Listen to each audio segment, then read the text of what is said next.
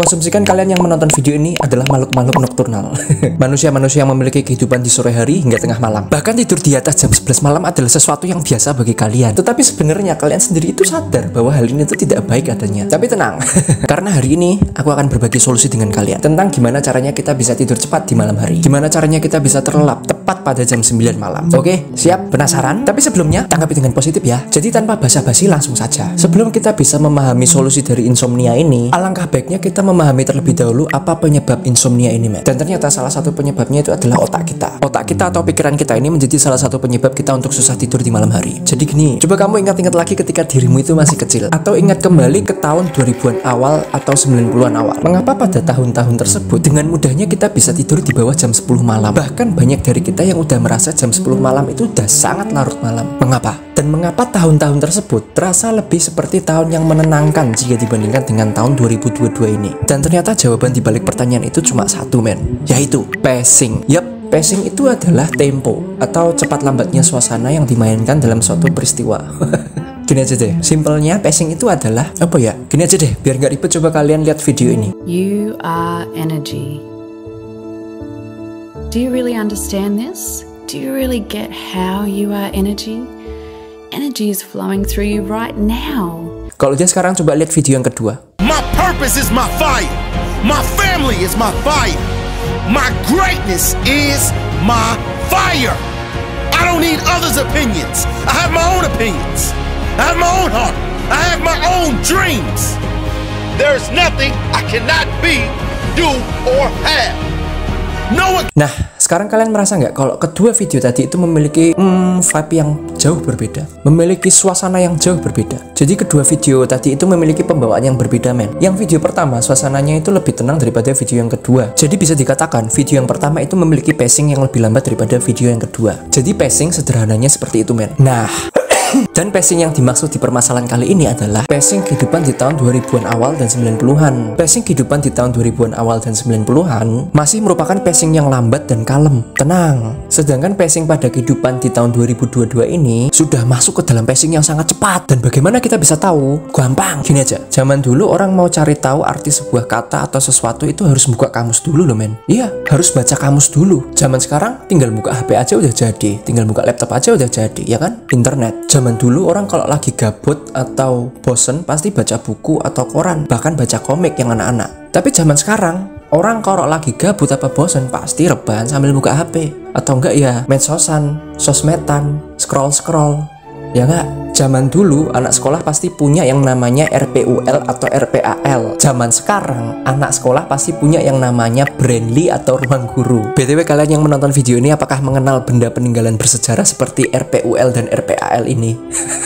Lanjut. Jadi intinya di zaman sekarang itu informasi itu sangat mudah menyebar dan mudah sekali juga untuk didapat. Karena itulah zaman sekarang ini dikatakan memiliki pacing kehidupan yang lebih cepat dibandingkan zaman dulu. Sedangkan di zaman dulu informasi itu lebih susah untuk didapat dan lebih lama untuk diproses. Maka dari itu di zaman dulu dapat dikatakan memiliki pacing kehidupan yang lebih lambat dibandingkan zaman sekarang. Dan karena hal inilah otak kita juga menjadi berubah kebiasaannya, men. Dia beradaptasi untuk perubahan zaman ini. Perubahan zaman dimana pacing yang lambat kini berubah menjadi pacing yang sangat cepat. Otak kita pun juga ikut beradaptasi akan hal itu. Di dunia yang dengan mudahnya informasi menyebar seperti ini, secara tidak langsung otak kita akan lebih sering aktif lagi dan berpikir banyak hal untuk setiap detiknya. Karena banyaknya informasi yang mudah diperoleh ini. Dan karena otak kita yang sudah seperti ini, akhirnya hal ini dapat menyebabkan kita untuk susah tidur di malam hari. Insomnia. Karena otak kita akan selalu berpikir hal-hal baru setiap detiknya. Penasaran akan hal-hal baru setiap menitnya. Memproses informasi baru setiap mili detiknya. Sedangkan di zaman dulu, di mana informasi itu masih lebih susah untuk didapat dan lebih lama untuk diproses, maka otak kita juga masih akan berada di fase berpikir yang normal, di tingkat keaktifan yang normal, dengan tingkat rasa penasaran yang masih normal, fase yang tidak terlalu cepat menerima dan mengeluarkan informasi. Sehingga ketika malam itu tiba dan fokus manusia itu untuk beristirahat, bukan untuk mencari informasi lagi, maka otak mereka juga akan mulai melambat dan menjadi lebih tenang. Sehingga itulah sebabnya mereka mereka dengan mudah bisa tidur di bawah jam 9 malam. Jika dibandingkan dengan zaman sekarang, yang ketika malam tiba kita pun masih internetan, sosmedan, dan lain-lain, hal ini sungguh memicu otak kita untuk selalu aktif dan terkunci dalam mode cepat, men. Karena dengan akses HP dan internet ini, informasi dan hal-hal baru itu mengalir terus-menerus ke dalam otak dan pikiran kita. Rasa penasaran itu mengalir terus-menerus membanjiri otak dan pikiran kita. Alhasil otak kita pun akan selalu memproses informasi-informasi tadi dan akan mengeluarkan output berdasarkan informasi tadi, sehingga kita pun susah untuk tidur atau istirahat di malam hari. Nah,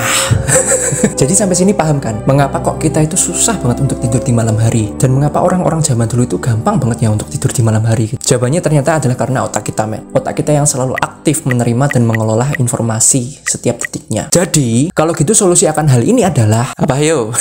Tentu saja dengan menenangkan otak kita ini di malam hari. Bingung? Jadi gini, tak jelas no meneh. Seperti yang kita tahu, seperti yang kita tahu, informasi di era sekarang ini rata-rata datangnya dari internet melalui benda ini, HP, ataupun ini laptop, atau gadget-gadget yang lainnya lah yang bisa internetan. Sehingga salah satu cara paling efektif adalah dengan tutupan HP-mu, tutupan laptopmu. Yo, tutupan wes. Cobalah kalian itu mematikan HP atau laptop kalian itu 1 jam sebelum tidur. Aku ngomong seperti ini kalian itu karena beneran, men, efeknya tuh manjur. Aku sudah mempraktekannya sendiri. Karena 1 jam sebelum tidur ini, kita itu perlu mematikan semua distraksi, termasuk yang namanya HP, internet, dan lain-lain itu. Sehingga otak kita tuh mulai lebih tenang lagi. Otak kita tuh mulai turun ke pace yang lebih lambat. Akhirnya, karena otak kita udah di pace yang lebih lambat, udah lebih tenang, hal ini dapat memudahkan kita untuk tidur. Karena gini, kalian pernah nggak sih tanpa sebab akibat, kalian tiba-tiba ngambil HP, buka sosmed karena insting, naluri alami kalian. Bukan karena kalian itu perlu mengetahui sesuatu yang penting atau yang urgent di sosmed tersebut. Bukan karena ada sesuatu yang benar-benar darurat di sosmed tersebut. Tapi gara-gara itu udah naluri aja gitu, insting alami kalian yang untuk megang HP terus buka sosmed terus scroll. Pernah nggak? Jadi kasarannya secara tidak sadar kalian melakukan ini. Pasti pernah dong. Nah,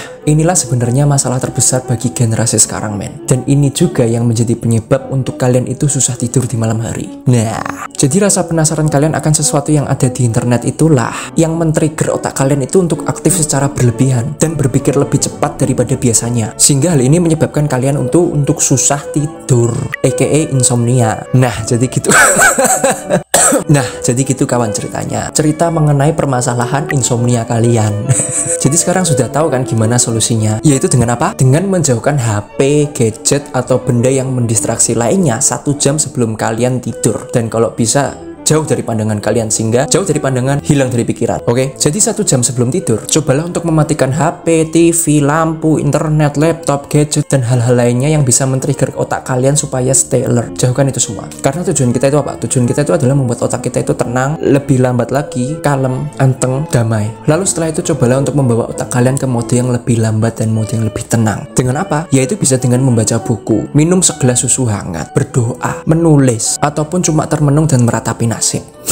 Dengan hal-hal ini, otak kita itu sudah bisa masuk ke mode slow mo, men. Dan akhirnya kita pun bisa tidur nyenyak dan terlelap dengan mudah di malam hari, serta mendapatkan tidur malam yang berkualitas. Jadi sekarang paham toh? Kalau gitu, monggo video ini boleh di-share ke teman-teman. Saya sarankan video ini itu untuk di-share ke teman-teman kalian atau lingkungan kalian, kepada orang-orang yang memiliki masalah insomnia ini, men. Karena apa? Karena apa?